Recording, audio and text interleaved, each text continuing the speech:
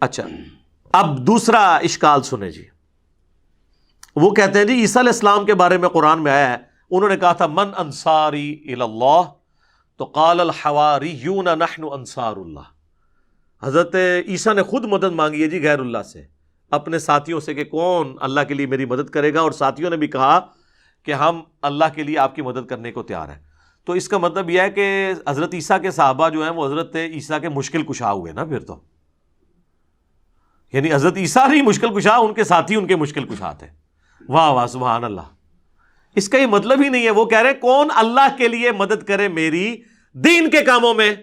اس میں یہاں کا لکھا ہوا ہے کہ ان کے ساتھی فوت ہو گئے تھے اور وہ قبر پہ جا کے کہتے تھے قبروں سے نکلو اور روحانی طور پر جسد امثالی کے ساتھ آ کر میری مدد کرو. یہ بھی ایک نوی ٹرم ہے. تو دوسری کہنا نا قاسم نوتوی صاحب 6 سال بعد کس طرح نکلے وہ دیوبند کی صلح کرانے کے لیے بیداری میں، وہ کہتے ہیں جسد امثالی کے ساتھ ایک نیا ان کو جسم ملا تھا تو اسے قبروں نکلا ہے. اچھا بریلویوں کے بابے نکل آئے تو وہ شرک، دیوبندیوں کے نکل آئے تو توحید. اپنی عقل کا علاج کروائیں. تو یہ تو بالکل ظاہری اسباب ہے. یہ وہی چیز ہے جو قرآن میں حکم ہے وَتَعَاوَنُوا عَلَى الْبِرِّ وَالتَّقْوَى وَلَا تَعَاوَنُوا عَلَى الْإِثْمِ وَالْعُدْوَانِ. نیکی پرہیزگاری کے کاموں میں ایک دوسرے کی مدد کرو، برائی کے کاموں میں نہ کرو. اس میں تو غیر اللہ کو غائب میں پکارا ہی نہیں جا رہا، نہ مرے ہوئے کو پکارا جا رہا ہے، نہ کسی دور والے کو، جو سامنے موجود ہے. وہ تو سر آپ کافر سے بھی مدد لیں.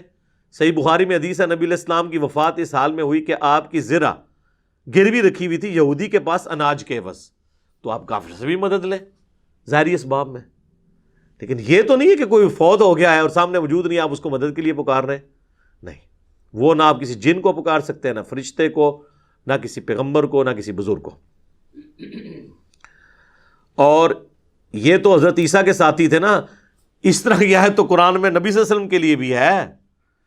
سورۃ الاعراف میں آیت نمبر 157 ہے، جس میں اللہ تعالیٰ نے باقاعدہ حکم دیا ہے اہل ایمان کو کہ تمہارا ایمان اس وقت کامل ہوگا کہ جب تم نبی کی مدد کرو گے ان کے دین کے سلسلے میں.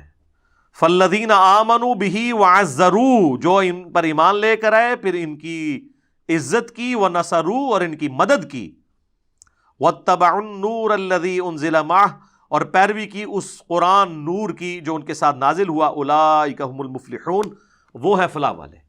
ہم آج بھی نبی علیہ السلام کی مدد کر سکتے ہیں ان کے دین کی اشاعت کر کے. تو اس کا کیا مطلب ہے ہم رسول اللہ کے مشکل کشا ہو گئے؟ نہیں، ہم تو اپنی مشکل دور کرنے کے لیے اللہ کے دین کا جو ہے وہ کام کر رہے ہیں. تو یہ معنی کچھ اور تھا، اس کو بدل دیا. یقین کریں اگر یہ گوروں کو اردو آتی ہو نا تو کس طرح مذاق اڑائیں ان کی باتوں کا کہ بات کیا تھی تو بنا انہوں نے کہاں سے کیا دی.